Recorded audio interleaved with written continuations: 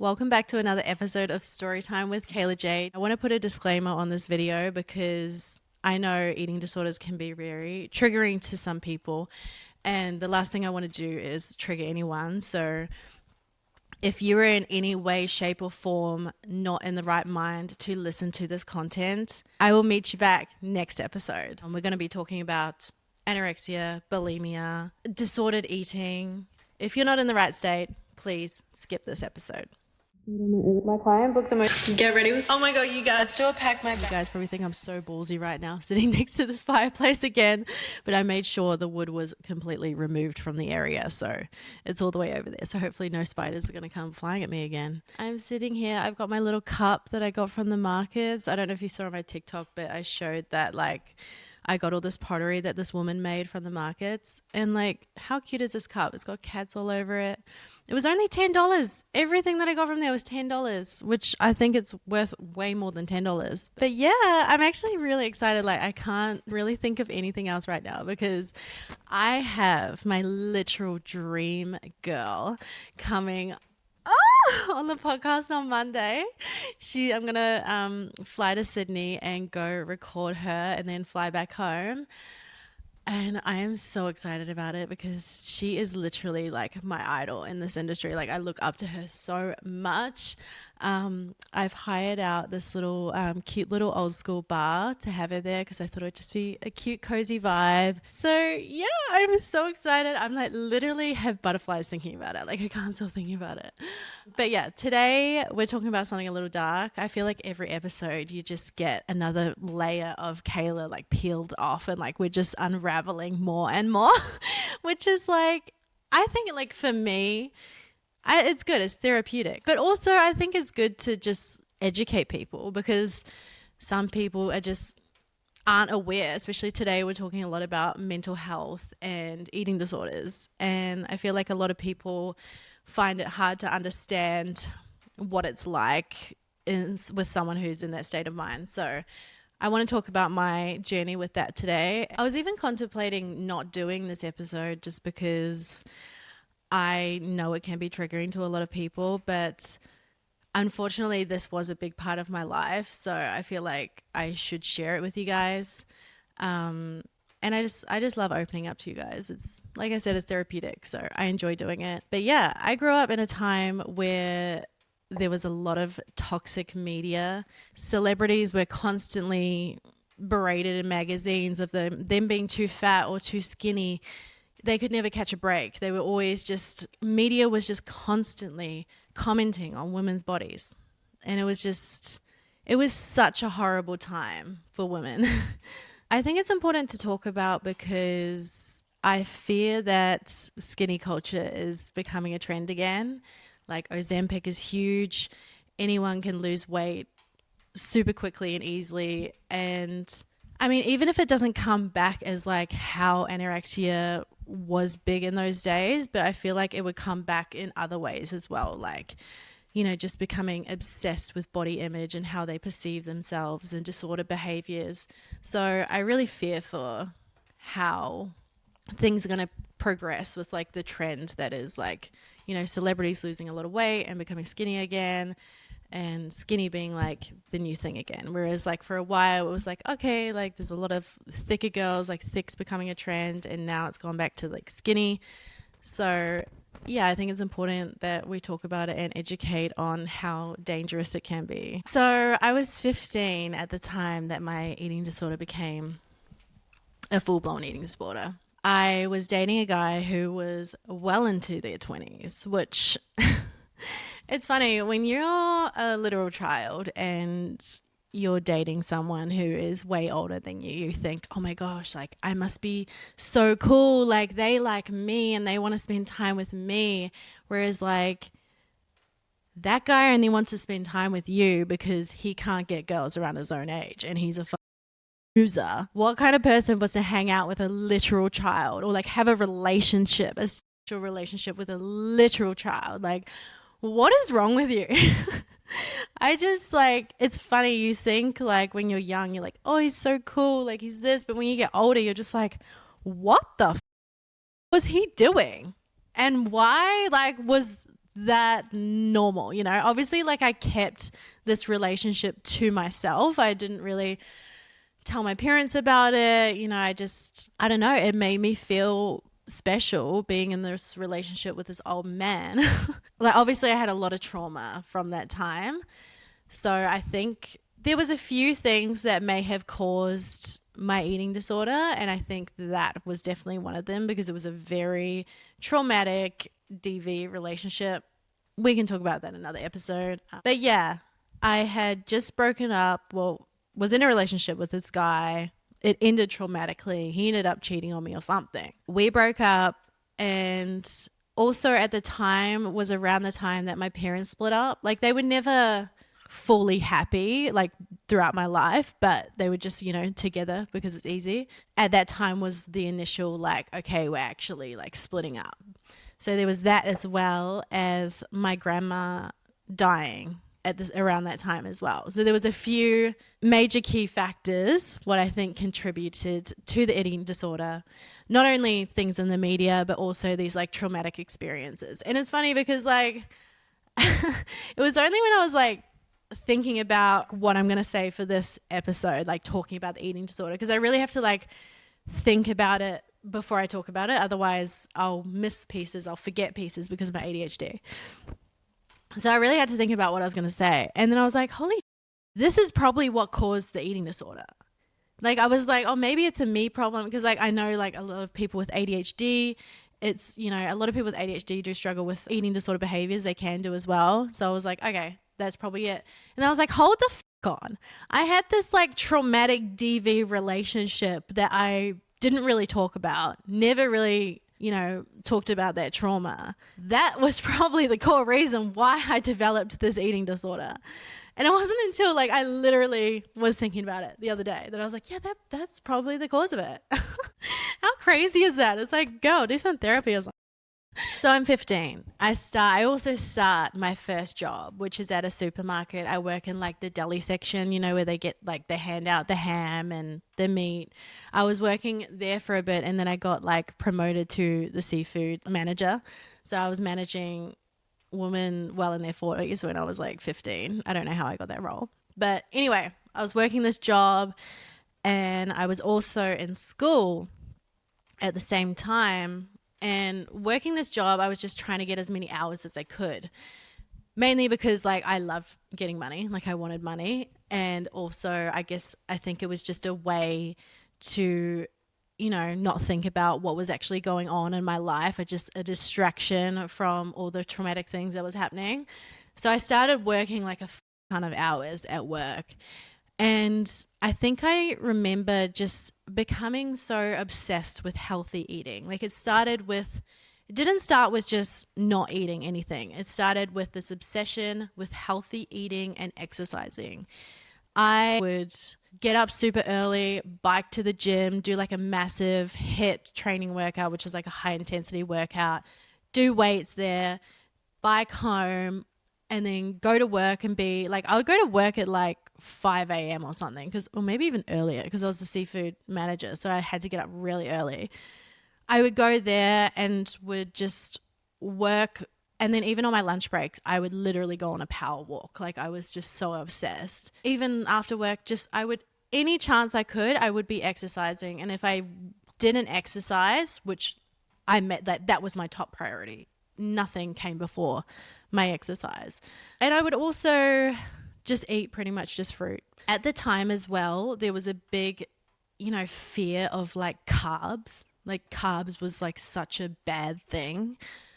I remember, you know, those bikini body challenges, the Kayla Jades and the, you know, those sort of women who started those like challenges of like eating 1,000 calories a day, and if you eat any more than that, like you're going to be fat, and like doing these insane workouts. Like it was just like a cesspool at the time for just ED culture. Like it just made like things made it so easy to have an eating disorder. So I became so obsessed with exercise, eating healthy. Also my grades in school was like randomly my grades were like excellent. Because so in primary school, I struggled throughout primary school and intermediate. I struggled because I think my ADHD, I found it so hard to focus. At the time, I wasn't aware that I had ADHD. It wasn't until high school and the eating disorder came that I became so obsessed with the study that I was getting high grades. And I think as well, it was another, I felt like I was in control because I could, by not eating, it was like, I feel so like good, and like these grades, I'm like getting validation from these good grades, and you know, they're distracting me from eating, and work's distracting me from eating, and you know, it was a bad time. I remember there were like these online forums where lots of girls with eating disorders would talk about their eating disorders and the way they would, you know, go about their day. They were called like Anna for anorexia and Mia for bulimia, and people would talk about it. I wasn't really into those forums, but what I did love doing was watching YouTubes of like what I eat in a day, and people just eating in general. I would just consume that content because it was like they were eating for me. I didn't have to eat because I was watching them.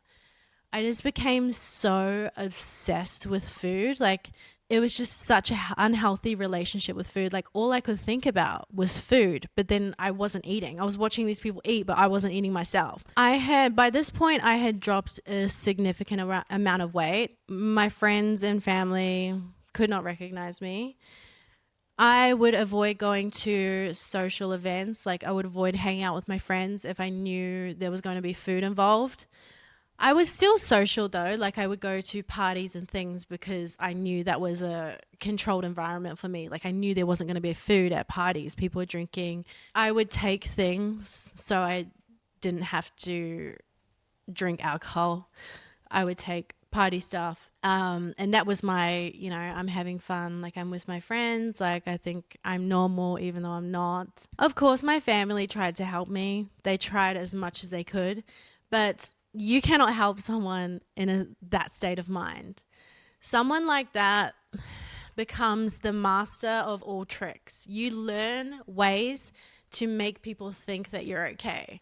Like I would, trigger warning as well, I would like, you know, pretend like I'm making food and then go pretend like I'm eating it and then hide it, or like hide things in my pockets, pretend like I'm eating.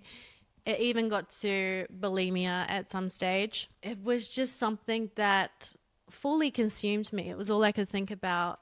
And I was the master of making people think that I was okay because I would talk so normally about it. And I mean, in my head, I thought I was okay because I was, you know, I knew I was exercising a lot, but I thought that was healthy. And I thought that me eating just fruit and vegetables was healthy. I remember because I was living in New Zealand at the time, obviously. I hadn't moved to Australia yet. And I went on a family holiday with my mum and my sister. And they knew, like, at the time, like, it was bad. But you couldn't talk to me about it. I was just so stubborn in my own ways. You know, you couldn't help me. I was like probably 17 by this point. So I was almost an adult, and I felt like an adult. You know, no one was going to tell me what to do. And I think this holiday, it got to its worst, like one of its worst moments, because I was so stressed about eating on this holiday. I was secretly exercising before anyone got up, before they even knew I was exercising. So I knew we could like go on walks for the day and stuff. I was going to different chemists and finding certain things to take to like flush everything out, which is very dangerous. It's a very dangerous thing to do because that can just throw off your electrolytes and your heart can go completely out, especially if you're dehydrated. Yeah, so like it was hard for me. This holiday was really hard, and it's so sad because I couldn't even enjoy this holiday because I was so consumed with food. I was thinking about it. It's all I could think about. I had to stop myself from talking about it because I would constantly think about food. It got so bad that I started developing this peach fuzz hair all over my face and body.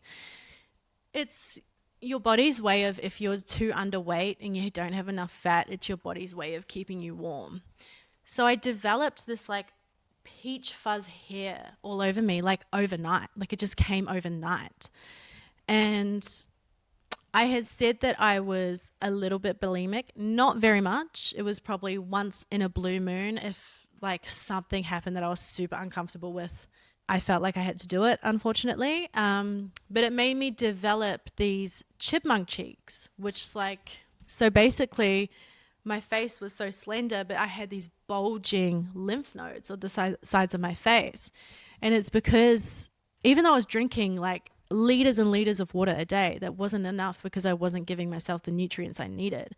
So the body like stores water in your lymph nodes when you're super dehydrated. So I just had these bulging lymph nodes, which was really obvious, like trying to hide them. It was so embarrassing. I had a boyfriend at the time who, I feel bad for him because he really saw me at my worst and he didn't really understand what was going on.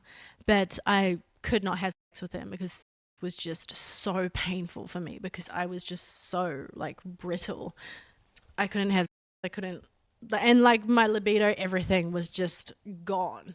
By this point, I hadn't had my period for about 3 years. Like from the time I was 15 to now 17, I've never had a period in that time.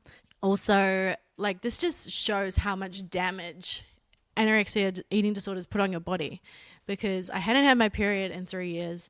I had this peach fuzz on my face, chipmunk cheeks, and also my teeth became translucent. I literally could not, like I could see through my teeth, like all the calcium, all the nutrients had gone. It's like it happened overnight as well. And at that point I was like, oh my God, there is something serious. Like that was the moment for me that I was like, holy I've gone too far. Like this has gone too far.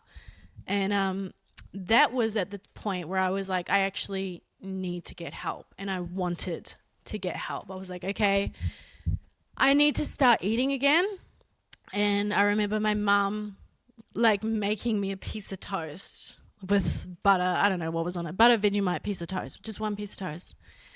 And every bite just felt like 100 years. Like I was just thinking about it in my head because this was my enemy. Like carbs were my enemy. I was like, what is this going to do for my body? It's so unhealthy for my body for me to eat this stuff. And, you know, it was so hard to eat that piece of bread, like so hard. And I would just constantly think about it. So when I had got to the point where you could just like, I was so skinny that you could literally see the bones moving in my face when I would talk. You could see all the muscles, tendons in my face. My skin was jaundice. My eyes were yellow, jaundice. And when someone in that state starts eating again, it's very dangerous. Like you can't just, for someone who's so malnourished, you can't just get them to eat again. So when I ate this piece of bread, my body started malfunctioning. I started getting heart palpitations. My body was just not coping with this nutrients that I had given it. So I basically went into heart failure and I had to be rushed to hospital. And as soon as I got to hospital, my body just collapsed. I couldn't walk for a week. I had to learn to like slowly get up and walk again. They had me strapped to all these heart monitors. They couldn't feed me straight away because if you feed someone who is so malnourished, their sodium potassium, correct me if I'm wrong, but this is what I remember from the time, like your sodium and potassium ions just like go through the roof, and when they get spiked, that's when you're like, you could have a heart attack. It's like prisoners of war. You can't just start feeding them again because they're so malnourished and their body just can't cope with the nourishment. So you have to slowly do it. So I think for the first few days, like I didn't have food, and they slowly put me like on a hydrating drip and like a feeding tube, and that's how I was fed for like the first week. I remember when I got to hospital, this lady, I was seeing a psychologist and a psychiatrist, I was still in the state of mind like, oh no, like I'm good. Like I'm good, you know, like I'm so fine. I remember this lady, her name was Shelley. She was a cold ass. She was like the head of eating disorders in New Zealand. I don't know. She was a specialist for eating disorders. And I remember her sitting me down and saying, "You have anorexia." And I didn't believe her. I was literally in shock when she told me that. Like, I knew something was wrong. I knew I had gotten to the point where I needed help, but I had never associated it with that word. You know, I never put the two together. People always told me like, you know, oh, you're way too skinny, or like you're underweight, or like, you know, things like that. But they had never really, I guess it had been talked about, just the word anorexia. I just didn't relate the two because I thought I was healthy. I was exercising all the time and I was eating like 3 fruits a day, you know, and but like when you're eating that fruit and then you're eating like exercising, my God, it does a number on your body. So I remember her like telling me that. I'm like, what? I was like, there is no way. Like, I'm fine. And then, so basically I had to stay in hospital for, I think, about a month. I had to gain weight to get into this eating disorder clinic. And they were basically like, this is what you're doing. Like, I had no choice. I remember like crying to my mum being like, please, like, I don't want to go to this place. Don't take me to this place. But she obviously forced me. Thank you, Mum. And they basically were just like, you have no option. You were like, she was a cold ass bitch. She was like, there was, and the thing is, I feel like people in these roles, psychiatrists, psychologists, anyone dealing with mental health, I feel like there should be some like form of empathy. Like, I feel like these professionals a lot of the time have no empathy. And maybe it's the way that they're meant to do it. Maybe they're meant to be a cold ass. But I don't know, I feel like a bit of empathy could go a long way, because I feel like I could never open up to my psychiatrist, my psychologist. I could never open up to anyone because I didn't want to talk about it, because I guess like I didn't feel comfortable around them because they were stone cold. But yeah, I had to stay in the hospital until I gained weight. And then I went to this eating disorder clinic in Wellington, Creds, which is like 2 hours from my hometown. So I go to this clinic. So I end up going to a clinic, but I'll tell you about it in my recovery in part 2 of this episode.